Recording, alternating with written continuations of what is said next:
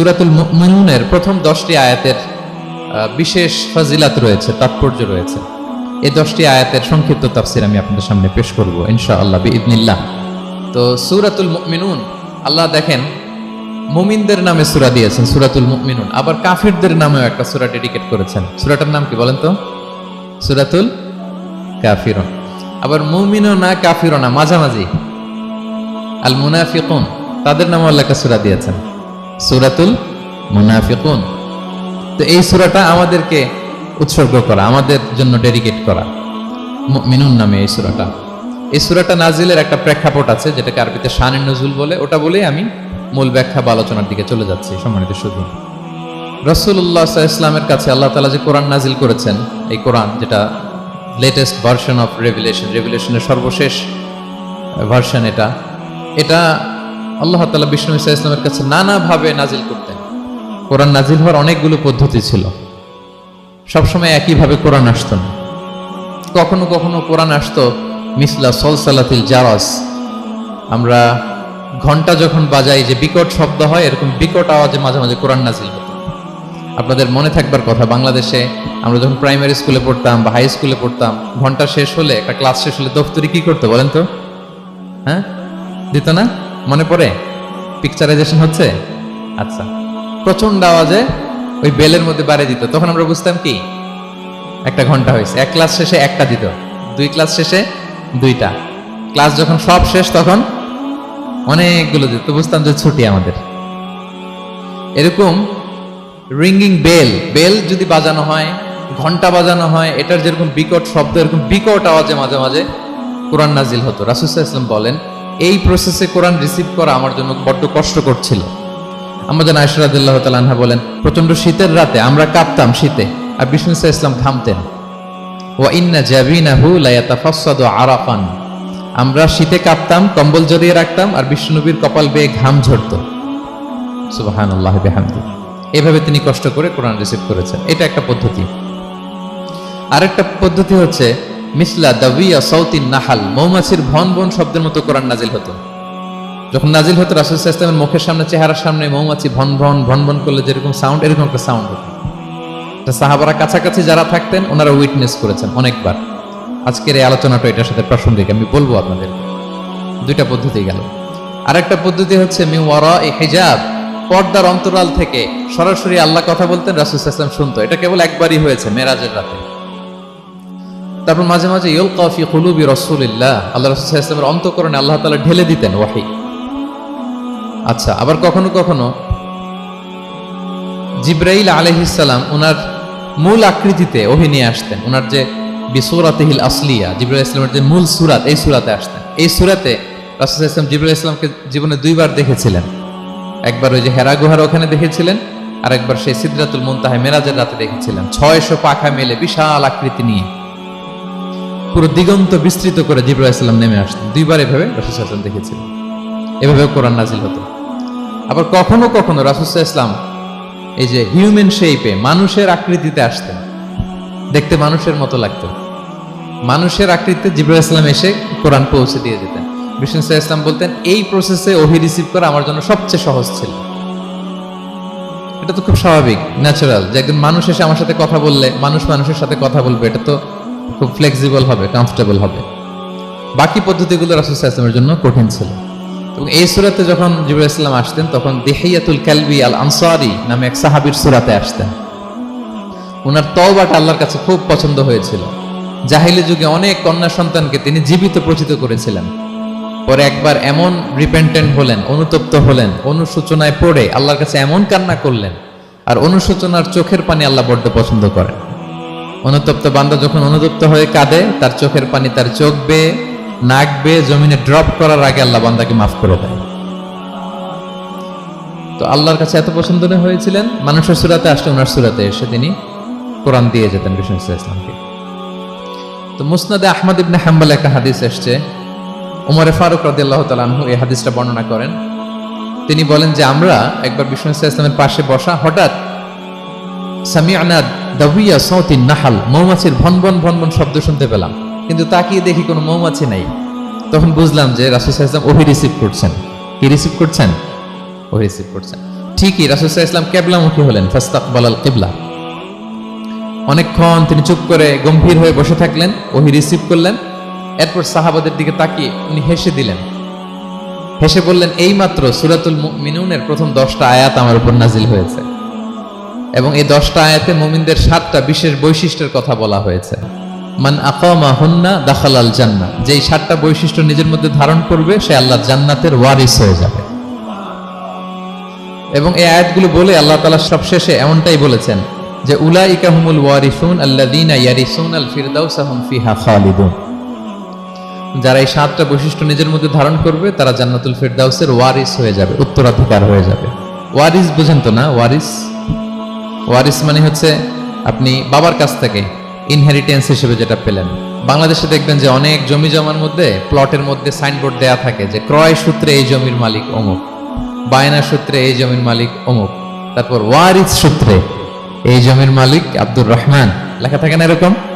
ওয়ারিস সূত্রে মানে এটা উনি কিনে নাই, এটা ওনার কার কাছ থেকে? বাবার কাছ থেকে পেয়েছেন, উত্তরাধিকার সূত্রে পেয়েছেন। তো দেখেন আল্লাহ তাআলা এই শব্দটাই, লিটারালি এই শব্দটাই ব্যবহার করেছেন যে আল্লাযীনা ইয়ারিসুনাল ফিরদাউসা হুম ফিহা খালিদুন।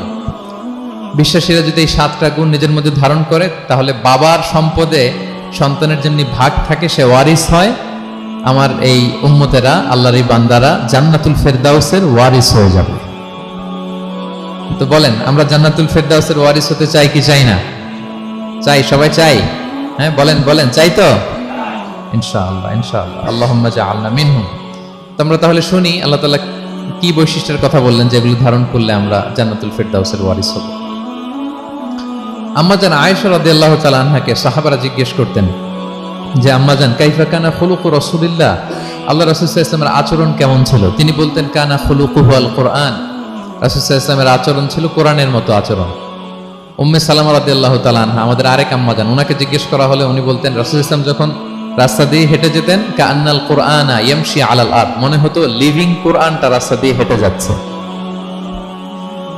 তো সাহাবারা যখন আরো ইন ডিটেইল জানতে চাইলেন তখন আম্মা জান আয়েশা বললেন তোমরা সূরা মুমিনুনের প্রথম 10 আয়াত পড়ো, এই 10 আয়াতে যা যা আল্লাহ বলেছেন এটাই ছিল খুলুকু রাসূলিল্লাহ, এটাই ছিল বিশ্বনবীর আচরণ। তো আসুন আমরা দেখি রাসূল সাল্লাল্লাহু আলাইহি ওয়াসাল্লামের আচরণ কেমন ছিল এবং কোন বৈশিষ্ট্যগুলো থাকলে আল্লাহ তাআলা আমাদেরকে জান্নাত দিয়ে ধন্য করবেন। সূরাতুল মুমিনুনটা আল্লাহ তাআলা শুরু করছেন ক্বাদ আফলাহাল মুমিনুন আল্লাযীনা হুম ফি সালাতিহিম খাশিউন, অর্থাৎ সফল হয়েছে তারা, ঈমান এনেছে যারা। প্রথম আয়াতের অর্থ হচ্ছে ক্বাদ আফলাহাল মুমিনুন, বিশ্বাসীরাই সফল হয়েছে। আল্লাহ তাআলা সফলতার মানদণ্ড এখানে ফিক্স করেছেন, ক্রাইটেরিয়া ফিক্স করেছেন ঈমান, বিশ্বাস, যেটা সবচাইতে দামি। সবচাইতে দামি কি? ঈমান, সবার উপরে ঈমান। এজন্য যারা ঈমান এনেছে আল্লাহর উপর, যারা বিশ্বাস স্থাপন করেছে তারাই সফল হয়েছে। তো এই বিশ্বাসীদের কিছু গুণাবলী থাকতে হবে, কিছু ফিচার থাকতে হবে, তবেই তারা জান্নাতের ওয়ারিস হবে। সেগুলো কি আল্লাহ শুরু করছেন। আল্লাহ বললেন প্রথম বৈশিষ্ট্য হচ্ছে আল্লাযীনা হুম ফি সালাতিহিম খাশিউন। 7টা বৈশিষ্ট্যের প্রথমটা বলতেছি, যারা সফল হয়েছে বিশ্বাসীরা, ওই বিশ্বাসীরা যারা তাদের সালাতে বিনয়াবনত থাকে, বিনম্র থাকে। সালাত যখন আদায় করে তারা খুশু খুদুর সাথে সালাত আদায় করে, এটা হচ্ছে প্রথম বৈশিষ্ট্য।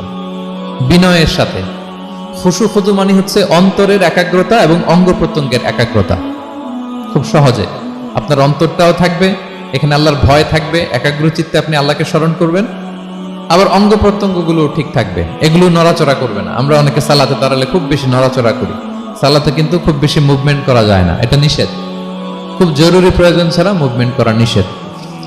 আল্লাহ বলেন আল্লাযীনা হুম ফি সালাতিহিম খাশিউন, প্রথম বৈশিষ্ট্য হচ্ছে যারা তাদের সালাতে বিনয়াবনত থাকবে, একাগ্র চিত্তে সালাত আদায় করবে। এতটা একাগ্র চিত্তে তারা অন্তরের মধ্যে এই উপলব্ধি ধারণ করবে যে আমি যে ইবাদত করছি এটা আল্লাহ দেখছেন, Allah is watching me, Allah is observing me, Allah তাআলা সরাসরি দেখছেন।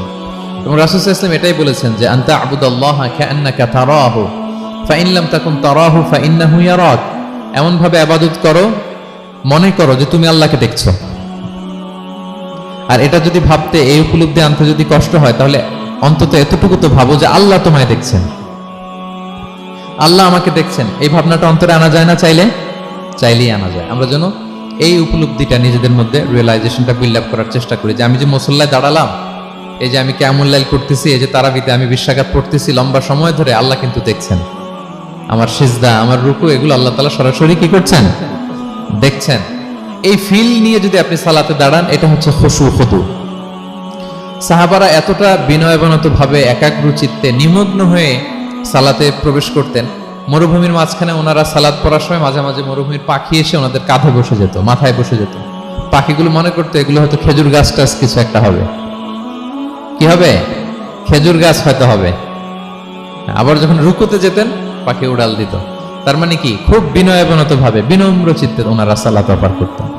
তাহলে এটা হচ্ছে প্রথম বৈশিষ্ট্য। প্রিয় ভাইরা, আমরা যেন সালাতে অত্যন্ত বিনয়ের সাথে একাগ্র চিত্তে, with full of solemnity and submission, একটা সাবমিসিভ ভাব যেন আপনার থাকে, যে আপনি নিজেকে সর্বোচ্চ উজাড় করে নিজেকে আল্লাহর কাছে পেশ করছেন। এই অ্যাটিটিউডটা যেন আমাদের নামাজের মধ্যে থাকে। এটা হচ্ছে 1 নম্বর বৈশিষ্ট্য, আল্লাযীনা হুম ফি সালাতিহিম খাশিউন, যারা বিনয়বনত ভাবে থাকে। অনেকে বলে, হুজুর মন বসে না নামাজে আমার। এটা অনেকের প্রশ্ন, অনেকের জিজ্ঞাসা, যে মনটা ধরে রাখতে পারি না, নামাজে দাঁড়ালেই সারাদিন যেটা মনে হয় না ওইটা নামাজে মনে চলে আসে।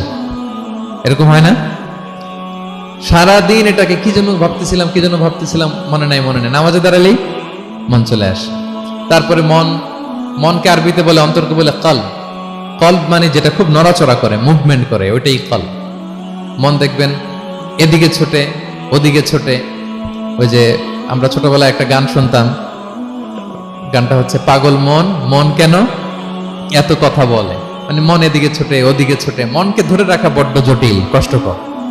তো এটা স্বাভাবিক। অনেকে বলে, হুজুর আমার মন থাকে না নামাজে, একাগ্র চিত্তে নামাজ তো আদায় করতে চাই, কিন্তু মনটাকে ধরে রাখা যায় না। তো কিভাবে এই খুশু খুদু সাবমিসিভনেস আপনি কিভাবে বাড়াবেন, এটাও বিষ্ণু ইসলাম আমাদেরকে ইনস্ট্রাক্ট করেছেন, গাইড করেছেন। কিভাবে এই খুশুটা আসবে, অন্তরের মধ্যে একাগ্রতা আসবে। 1 নম্বর পদ্ধতি হচ্ছে খুশু খুদু বাড়ানোর। সালাতে যখন আপনি দাঁড়াবেন, বিষ্ণু বলেন সল্লু সলাতান মুআদ্দিয়া। বিষ্ণু বলেন, মনে করো যে নামাজটা পড়তেছো এটা হতে পারে তোমার বিদায়ী নামাজ, শেষ নামাজ জীবনের। হতে পারে না? ধরেন যে মাগরিবের সালাত যে আমরা আজকে পড়বো, এমন তো হতে পারে এটাই আমাদের জীবনের শেষ নামাজ। কি বলেন? হতে পারে কি না? পারে। আমরা কে কখন চলে যাব আমাদের তো জানা নাই। তো এই যে মুসল্লায় যখন আমরা দাঁড়াই, তখন কেন আমরা এটা ভাবি না যে it could be the last and final prayer in my life?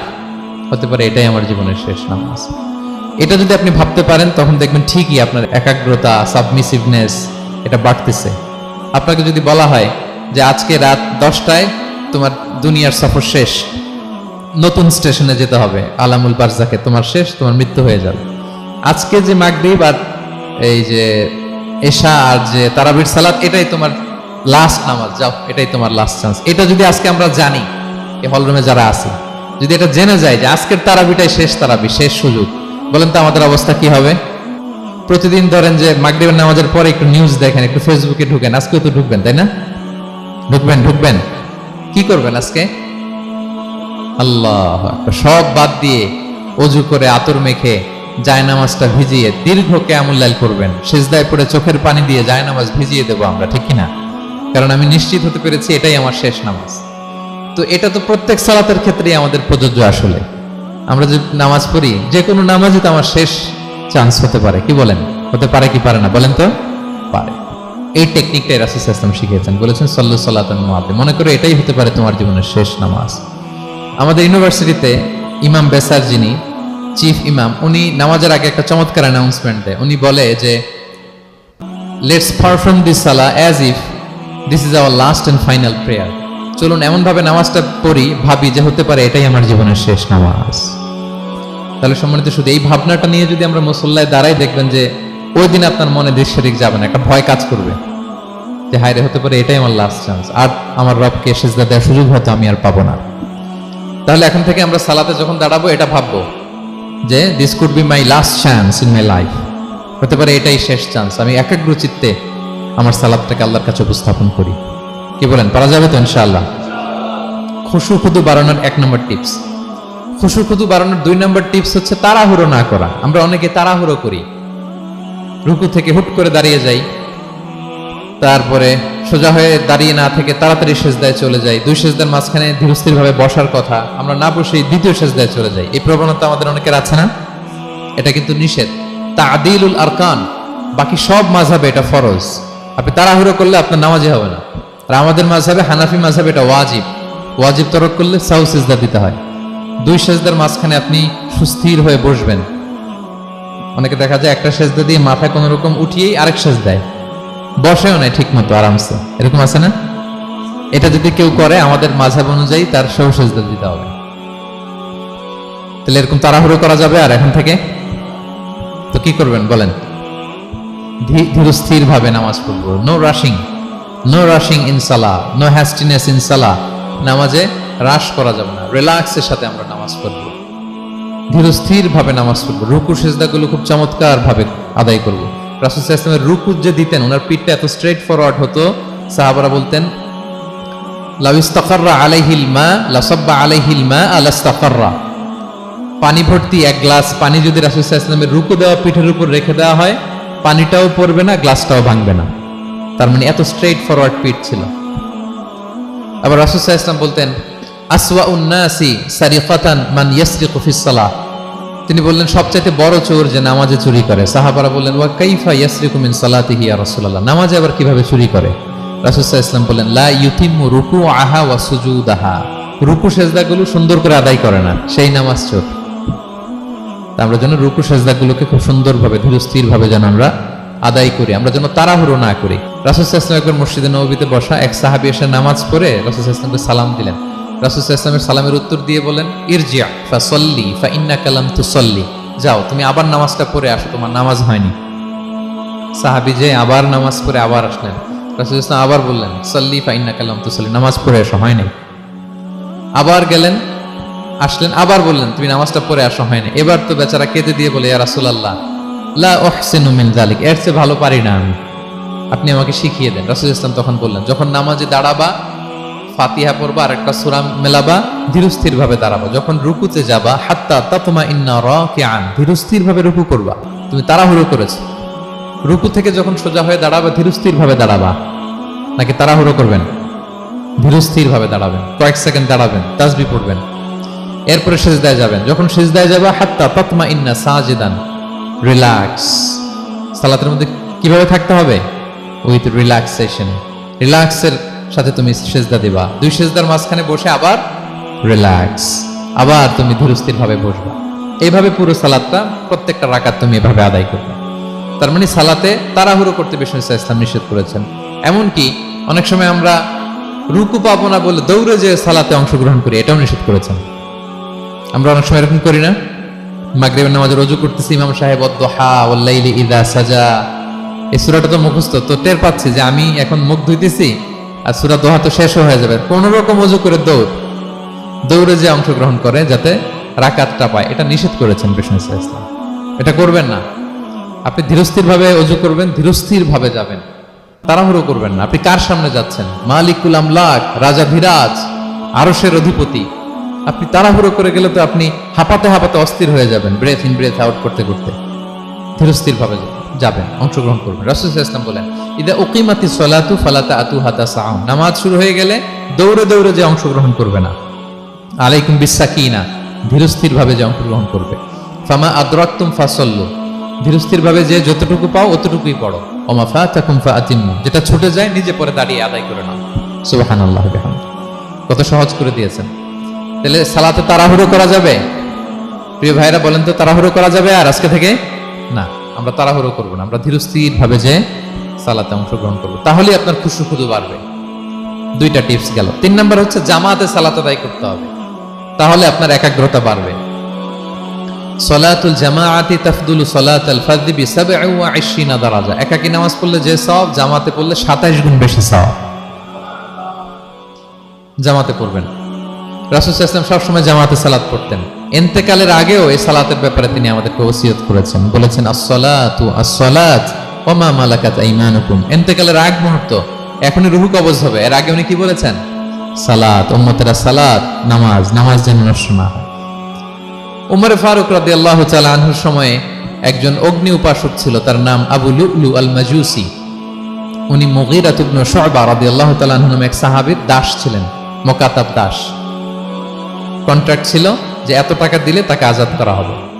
তো এই অগ্নি উপাসক মাজুসি এসে ওমর ফারুককে বলে, খলিফাতুল মুসলিমিন, আমার মালিক সাহাবী মুগিরা আমার কাছে প্রতিদিন অনেক টাকা চার্জ করে। উনি বললেন, তাই নাকি? কত চার্জ করে? বলে যে এত চার্জ করে।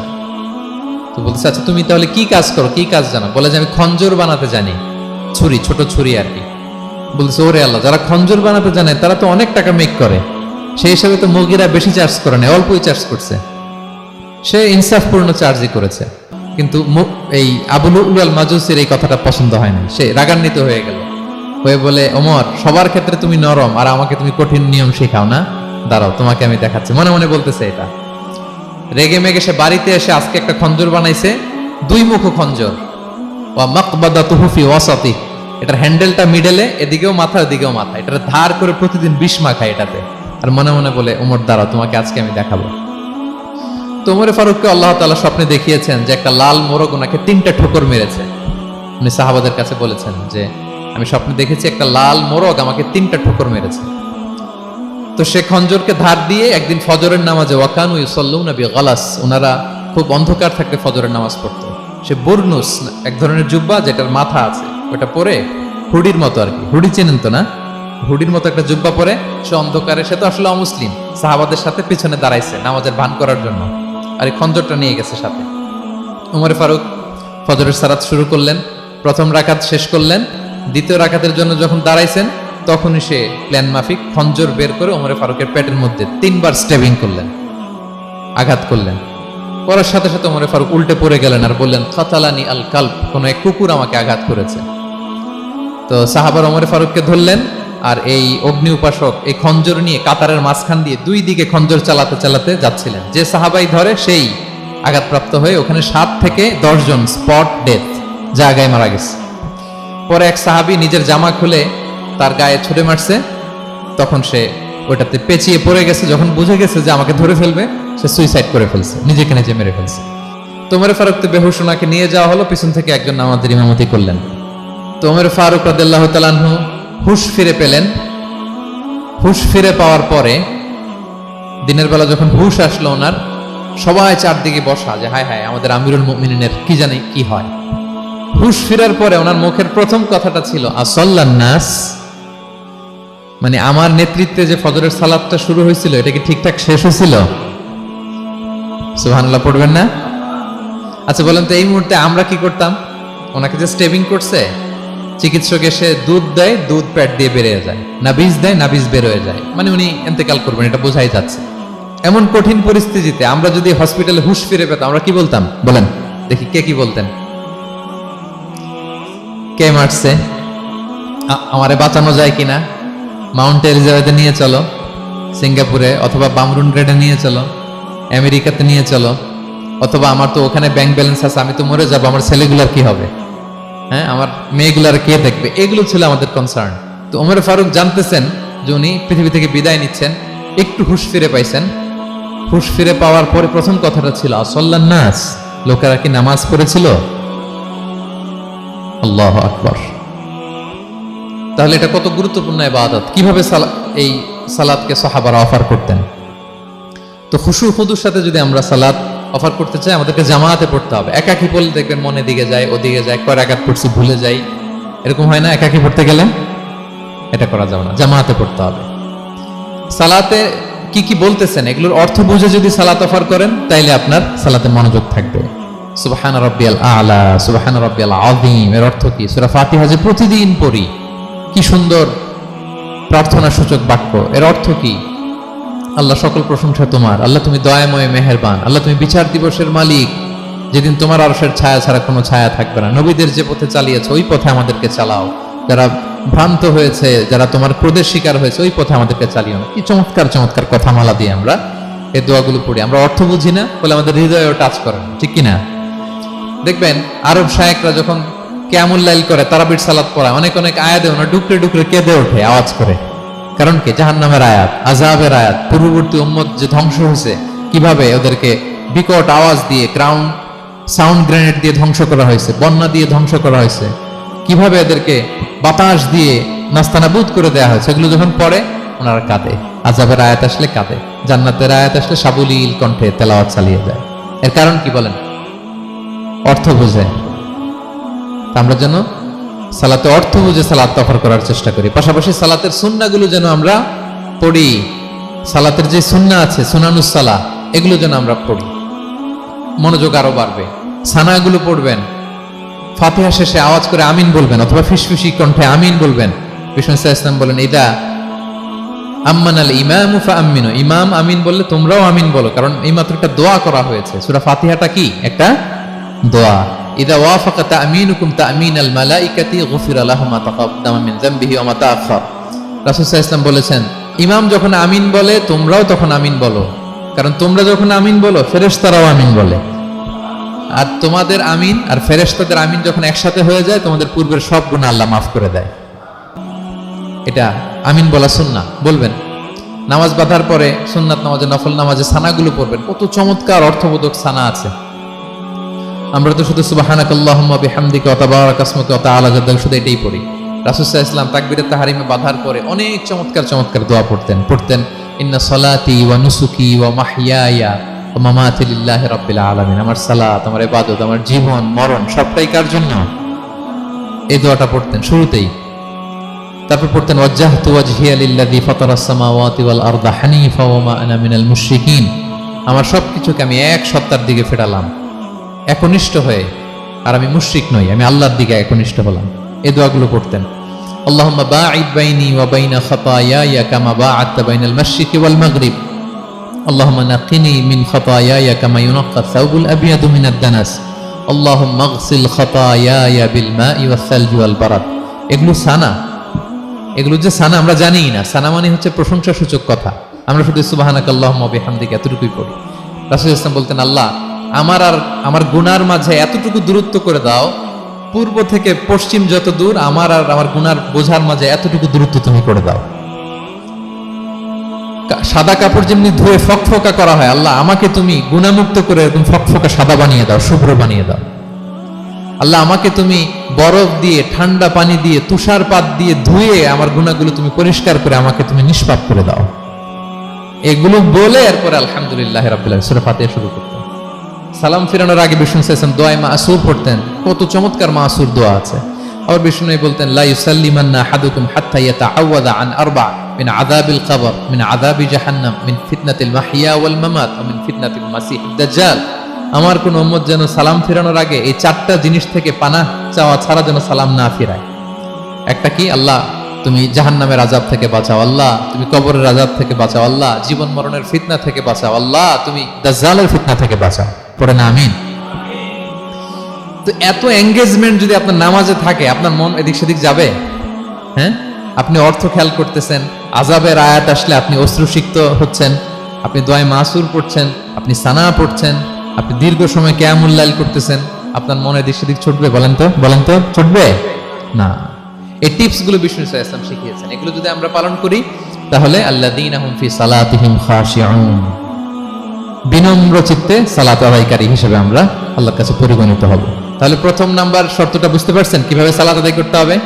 হ্যাঁ বলেন তো একজন, কি করতে হবে? কিভাবে সালাত? খুশুর সাথে, বিনয় বিনত চিত্তে, সাবমিসিভ ভাবে, নাকি তাড়াহুড়ো করবেন? কিভাবে পড়বেন নামাজ? ধীরে সুস্থে, উইথ রিল্যাক্স। 2 নম্বর আল্লাহ বলেন ওয়াল্লাযীনা হুম আনিল লাগবি মুরিদুন। 1 নম্বরে তো তারা নামাজে যখন দাঁড়ায় ধীর স্থির ভাবে খুশুর সাথে পড়ে। 2 নম্বর হচ্ছে তারা অনর্থক কাজ থেকে বিরত থাকে। অনর্থক কথা, কাজ এগুলো মুমিনরা বলে না, এগুলো তো জড়ায় না।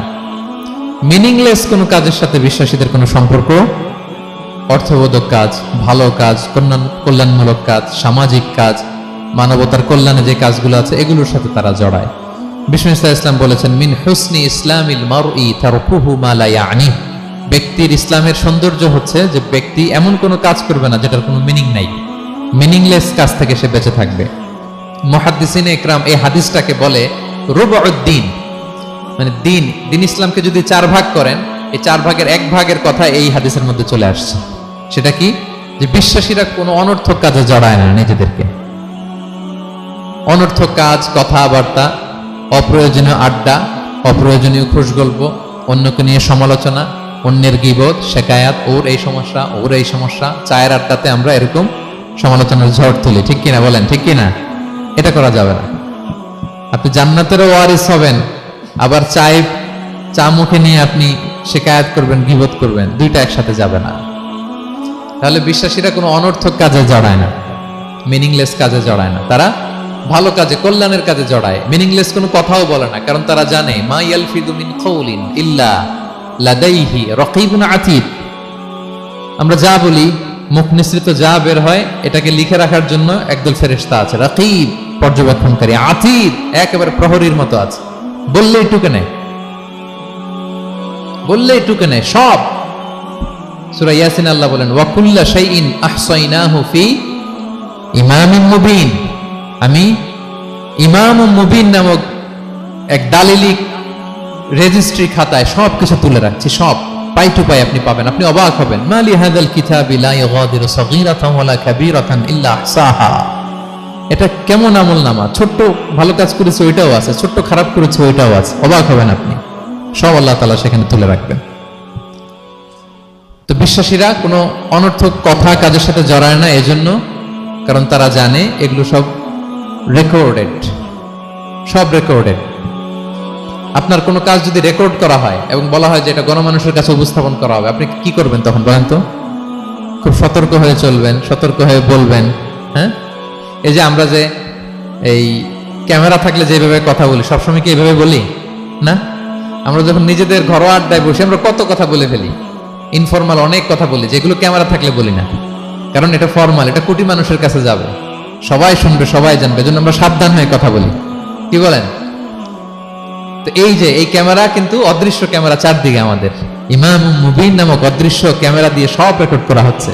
রেকর্ড করে দিচ্ছেন কে? পাই টু পাই হিসাব চাওয়া হবে। আল্লাহর সুপ্রিম কোর্টের কাঠগড়ায় সব হিসাব চাইবেন আল্লাহ তাআলা, আপনি যে দেখবেন। তো বিশ্বাসীরা এই সেন্সটা মাথায় রাখে, সব যেহেতু রেকর্ডেড, যা মনে চায় মুখ দিয়ে বলা যাবে, যা মনে চায় করা যাবে না। এজন্য অহেতুক কথাবার্তা, অহেতুক সমালোচনা, অহেতুক গসিপিং, অহেতুক কমেন্টস এগুলো করব না।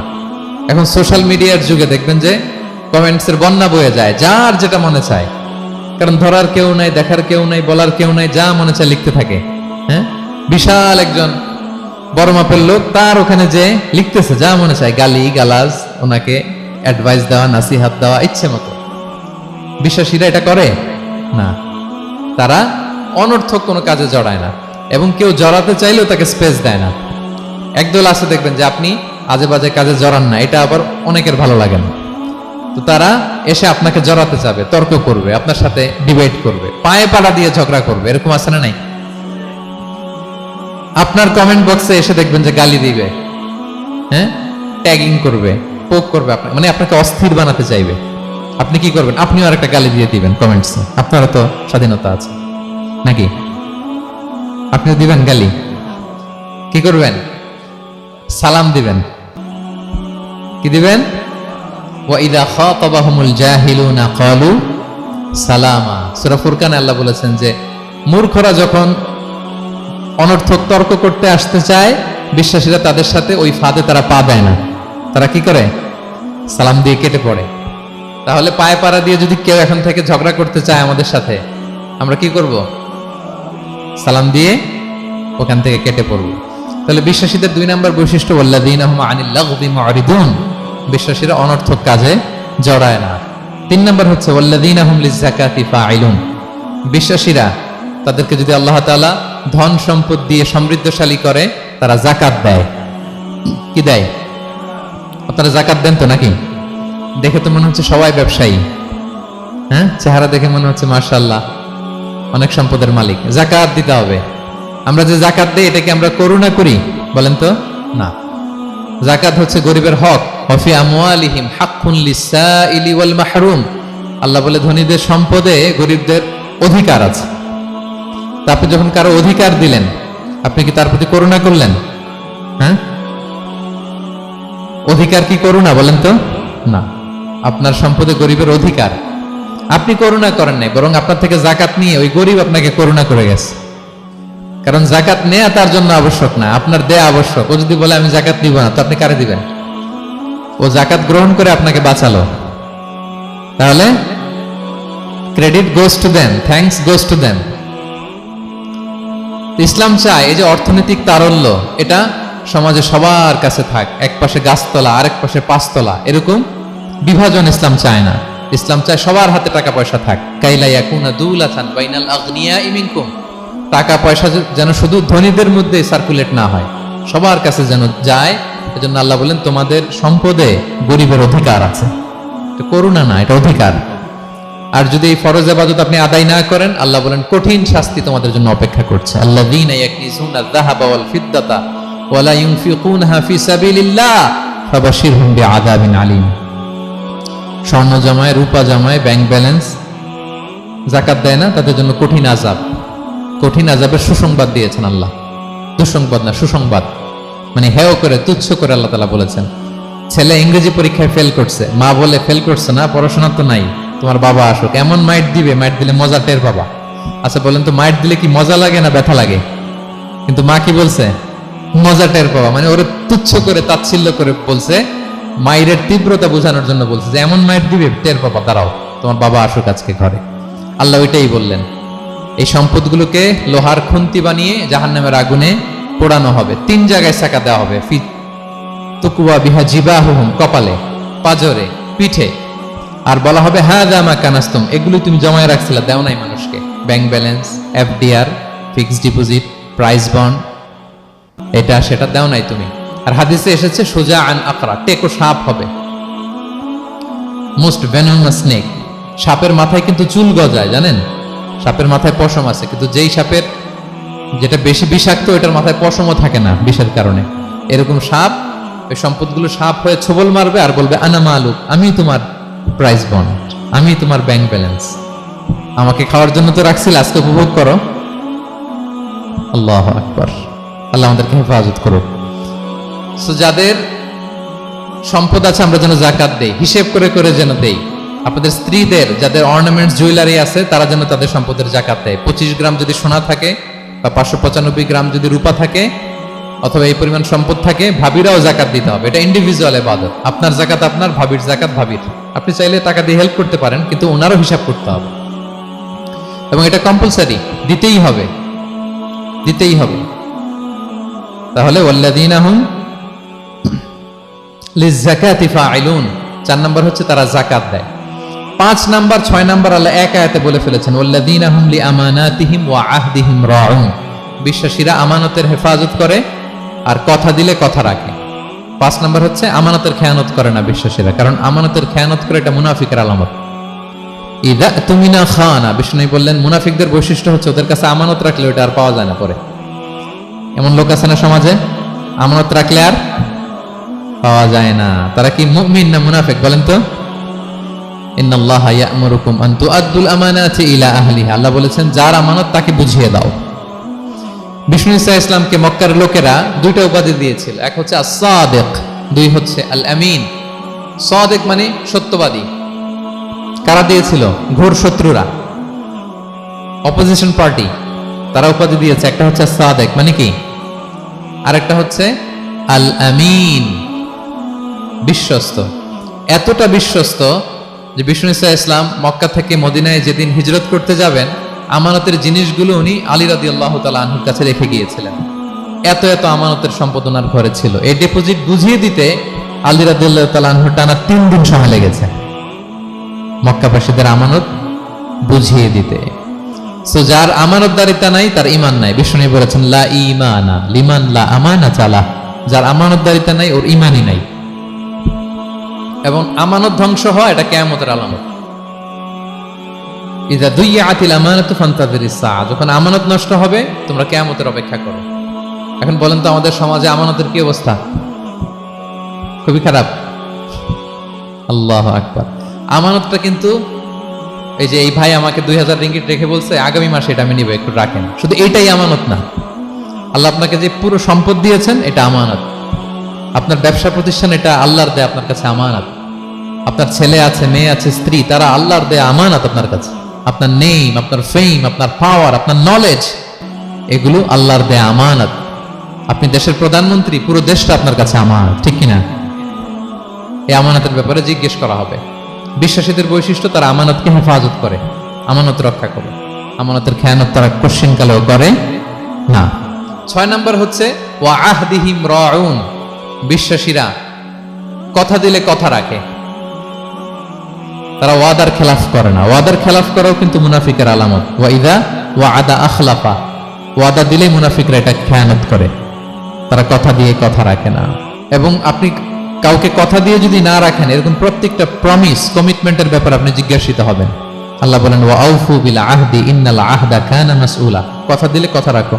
ছেলে মেয়েদের কথা দিলে কথা রাখবেন, বন্ধু বান্ধবদেরকে কথা দিলে কথা রাখবেন, স্ত্রীকে কথা দিলে কথা রাখবেন। প্রমিস দিলে এটা রাখতে হবে, কারণ এর ব্যাপারে জিজ্ঞেস করা হবে।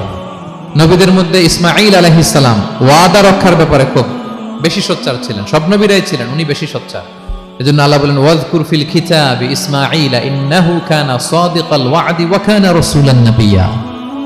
উনি ছিলেন সাদিকাল ওয়াদ, প্রতিশ্রুতি রাখতেন। এক লোকের সাথে ওনার কথা হলো যে আগামীকাল বিকেলে ওনারা দেখা করবেন। ইসমাঈল সাল্লাম বিকেলবেলা আগামীকাল যে এক গাছের নিচে কমিটমেন্ট ছিল যে অপেক্ষা করলেন, কিন্তু ওই লোক আসে নাই, ভুলে গেছে। ইসমাঈল সাল্লাম ভাবলেন আজকে ভুলে গেছে, মনে হয় আগামীকাল আসবে, আগামীকাল আমি যাব। এরপরের দিন আল্লাহ নবী ইসমাইল যে ওই লোকের জন্য ওখানে হাজির, কিন্তু ওই লোক ওই দিনও আসে নাই।